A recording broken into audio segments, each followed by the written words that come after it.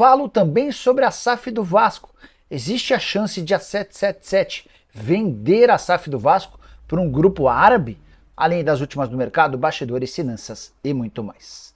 Para quem não me conhece, eu sou Jorge Nicola, bem-vindos a mais um vídeo do canal, e a missão por aqui é deixar vocês por dentro de tudo que está rolando com o clube do coração de vocês. Para não perder nada, deixem like, se inscrevam no canal e ativem todas as notificações, combinado? Bora falar agora sobre a janela doméstica. Estamos, mais uma vez, no período de contratações. A partir dessa segunda-feira e até 19 de abril, os times das séries A e B podem contratar jogadores que atuaram por campeonatos estaduais. Nicola, alguém que atua fora do Brasil pode ser contratado? Não. A janela é específica para movimentos nacionais, de atletas que estiveram disputando campeonatos estaduais. Vou citar alguns exemplos. O Carlinhos, jogador do Nova Iguaçu, está fechado com o Flamengo, é um caso. O Rômulo, meio atacante do Novo Horizontino, está fechado com o Palmeiras. Outro caso de atleta que vai poder ser inscrito durante essa janela. O terceiro acerto já confirmado do Robert, que pertencia ao Atlético, vai ficar por empréstimo no Galo até o fim da temporada. Agora eu vou contar para vocês sobre outros movimentos que devem acontecer nos próximos dias. Iago, meio atacante, 22 anos, pertence ao Fluminense, está emprestado ao Nova Iguaçu, interessa a Cruzeiro e Corinthians. Kaique, volante do Juventude, 28 anos de idade, é alvo de Corinthians, São Paulo, Grêmio, Vasco e Vitória. O Patrick, meio atacante do Galo. Contei para vocês que o técnico do Atlético, recém-chegado, Gabriel Milito, pediu 2 semanas para avaliar o elenco. Se depois dessas 2 semanas ele entender que o Patrick não vai ter espaço, o Patrick vai poder ser negociado durante esse período da janela doméstica. Só para fechar e lembrar mais um caso, o Emmanuel Martinez, volante argentino de 29 anos de idade, não quer continuar no América. Ele deve se aproveitar desse momento da janela para poder se mudar para outro clube de futebol no Brasil. Prometo ficar de olho nessa janela e qualquer novidade eu conto para vocês. Combinado? Bora falar agora sobre a SAF do Vasco, informação super importante contada pelo meu amigo Flávio Dias do canal Atenção Vascaínos. O Flávio assegura que no mercado do futebol existe um comentário muito grande de que a 777 pode estar vendendo a SAF do Vasco. Tudo para não ter de pagar o aporte gigante previsto para setembro no valor de 270 milhões de reais. Esse aporte precisa ser feito assim que a janela fechar no futebol brasileiro. Estava combinado, assim que o Vasco vendeu a SAF para a 777, uma série de aportes totalizando 700 milhões de reais. Até aqui foram 310 milhões de aporte. Esse de 2024 é de longe o maior aporte de todos, 270 milhões em uma tacada só. A 777 vai ter que colocar dinheiro que equivale a quase tudo que foi depositado desde o início da SAF. No último ano, com aporte, 2025, estão previstos 120 milhões de reais. E aqui que vem a sacada. Houve uma mudança na presidência, eu tenho contado para vocês há bastante tempo que o Pedrinho é radicalmente contrário a 7777. Se a empresa norte-americana atrasar esse pagamento do aporte, vai haver uma notificação e a partir daí o Vasco pode tentar retomar para si o comando do clube. Isso está previsto no contrato, desde que exista um período de atrasos, enfim, há uma especificidade que nunca foi revelada pelas partes.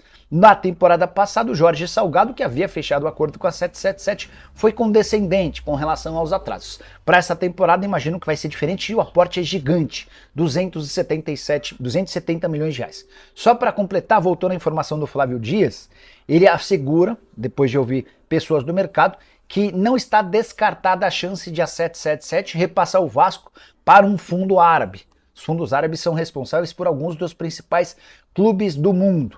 E a compra que a 777 está tentando fazer do Everton lá na Inglaterra tem exposto demais a empresa com uma série de problemas, capacidade financeira questionável, enfim, a situação não anda das melhores para a 777, seria um pacotão. Você se livra de todas as queixas e brigas com torcedores do Vasco e com a associação, você se livra do pagamento desse aporte de 270 milhões de reais, tudo numa operação só, repassando a SAF do Vasco. Aguardemos cenas dos próximos capítulos, já contei para vocês que o Pedrinho adoraria tirar a 777 e sonha inclusive em ter a Crefisa no lugar da 777, algo que nunca foi confirmado por fonte alguma. Só para completar em relação a esse tema, Josh Vander, o dono da 777, desapareceu do mapa, nunca mais foi visto em qualquer ação ligada ao Vasco. Algo muito diferente, por exemplo, do John Textor, que é o dono da SAF do Botafogo e de outros clubes pelo mundo. Textor nessa semana foi a Portugal para fechar com o técnico Arthur Jorge, o novo comandante botafoguense. A saideira sobre o Vasco, nesse sábado, vitória por 2-0 contra o Volta Redonda e amistoso preparatório para a Série A. O Vasco teve como autores dos gols o David e o Cleiton. Bora falar agora sobre o Flamengo, que aplicou um chapéu no Vasco. Quero contar que a contratação do Carlinhos para o rubro-negro, ela pegou muita gente de surpresa. Na manhã dessa segunda-feira, antes de gravar o vídeo, eu conversei com o Jefferson Batista, que é o responsável pela carreira do Carlinhos. E o Jefferson deixou bem claro que há mais de um mês o Vasco negociava com o Nova Iguaçu e com um jogador a contratação. O Vasco foi o primeiro entre os grandes clubes a demonstrar interesse. A ideia era contratar o jogador por empréstimo, não houve acordo. O Nova Iguaçu disse que só toparia vendê-lo. A partir daí, os clubes começaram a negociar cifras. O problema é que o Vasco alegava que não tinha dinheiro para fazer investimento à vista. 777 assegura que tinha problemas de caixa e que não poderia fazer o pagamento à vista. Pois bem, o Flamengo apareceu e praticamente do dia para a noite acabou por fechar o negócio. De acordo com o Jefferson Batista, em cerca de 24 horas o martelo foi batido. O Flá vai desembolsar 3 milhões e 200 mil reais à vista por 70% dos direitos econômicos. Esse valor vai ser pago no ato, até para que o Nova Iguaçu possa montar o time de olho na Série D do Brasileiro. Metade dos 3 milhões e 200 mil ficam com o Nova Iguaçu, a outra metade será do jogador. A nova divisão de percentuais do atleta tem o Flamengo com 70%, o Nova Iguaçu com 15% e o Carlinhos com mais 15%. O atacante, que ganhava na casa dos 20 mil por mês, no Nova Iguaçu vai ter um belo reajuste salarial e o restante da grana atrelada à produtividade. Quanto mais gols e jogos ele fizer, maior será seu salário.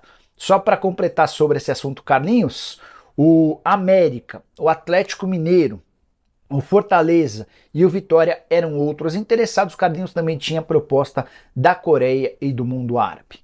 Então, família, ficamos aí com um giro de notícias aí do Vasco da Gama. Se você ficou no vídeo até agora, não esqueça de dar aquela moral de se inscrever no canal para fortalecer o nosso trabalho. Sempre estou trazendo vídeo diário aí do Vascão da Gama. Então, se você não quer perder nada, deixa aí a sua participação, o seu like para não estar perdendo nada a nada. Então, rapaziada, para começar legal, é isso aí. Tamo junto, um grande abraço, tchau, tchau, fui!